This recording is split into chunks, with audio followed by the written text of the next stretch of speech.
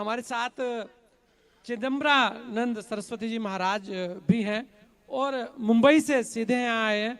और हमने उनसे प्रार्थना की थी कि एक संतों का एक छोटा सा कुंभ है, सभी संत अयोध्या में हैं और हम आपसे विनती करते हैं कि आप कैसे भी करके आइए जरूर, क्योंकि यहाँ सब धर्मों के संत आज आए हैं, सभी लोग यहाँ हैं और रामलला को लेकर बात हुई है और रामलला से जो समृद्धि आ रही है उससे लेकर बात हुई है। समय की बाध्यता आपके साथ भी है गुरुजी, माफी चाहूंगा।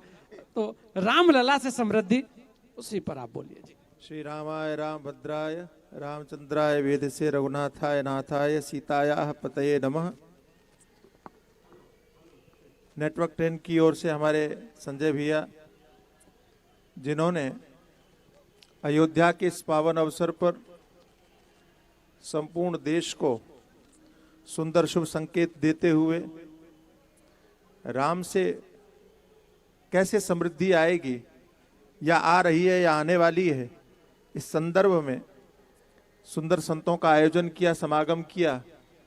मैं तो इतना ही निवेदन करूंगा कि आज जब 500 वर्षों के बाद में भव्य दिव्य मंदिर का निर्माण हो रहा है, तब आपकी राम की पौड़ी पर जहां दृष्टि डालेंगे वहां पर न्यूज चैनल की ही टीमें दिखाई पड़ रही हैं। इससे बड़ी समृद्धि का और क्या प्रमाण हो सकता है जी। इससे पहले कभी कोई अयोध्या में इस तरह का आयोजन करने का साहस नहीं करता था, कि सोच भी नहीं सकता था। जिस क्षेत्र को स्वयं भगवान श्री राम ने जननी जन्मभूमि से स्वर्गादपि गरीयसी के रूप में कहा, जिस अयोध्या को भगवान श्री राम ने स्वर्ग से भी श्रेष्ठ माना, कोई माने ना माने, लेकिन हम उन सौभाग्यशाली व्यक्तियों में हैं जिन्होंने इस अयोध्या को स्वर्ग से भी श्रेष्ठ बनते हुए हम अपनी आंखों से देख रहे हैं।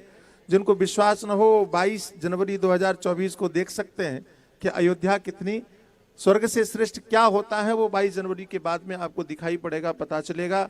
जहां तक समृद्धि की बात है, मैं बहुत कम शब्दों में इतना ही निवेदन करना चाहता हूं कि राम तो स्वयं धर्म के प्रतीक हैं।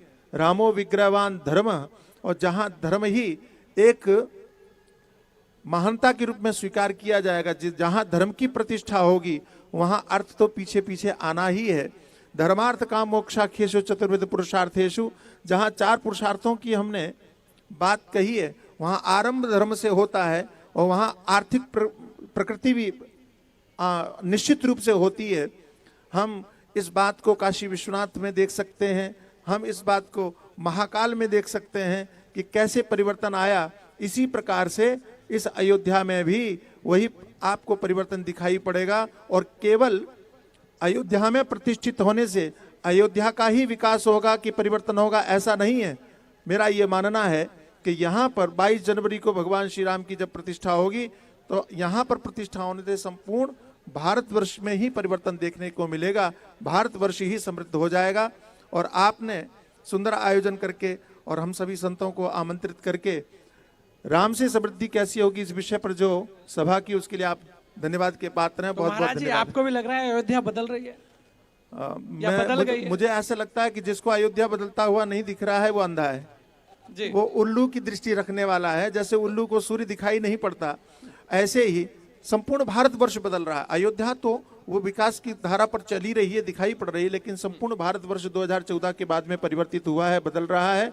इसको कोई भी इनकार नहीं कर सकता और संपूर्ण विश्व इस बात को स्वीकार कर रहा है। संजय भैया, मैं एक बात थोड़ी सी केवल निवेदन करना चाहूंगा कि माननीय श्री नरेंद्र मोदी के प्रभाव में केवल भारतवर्ष में ही सनातन हिंदू धर्म के प्रति लोगों के मन में आस्था और श्रद्धा बढ़ी हो, ऐसा नहीं है। संपूर्ण विश्व में वो हमने परिवर्तन देखा है कि जब माननीय प्रधानमंत्री जी किसी दूसरे अन्य देश में जाते हैं और वहां का राष्ट्रपति अगर चरण छू करके उनको प्रणाम करता है, तो हमको गौरव होता है कि एक व्यक्ति के आने से कैसा सुंदर परिवर्तन संपूर्ण विश्व में देखने को मिला, कैसा सुंदर परिवर्तन हुआ।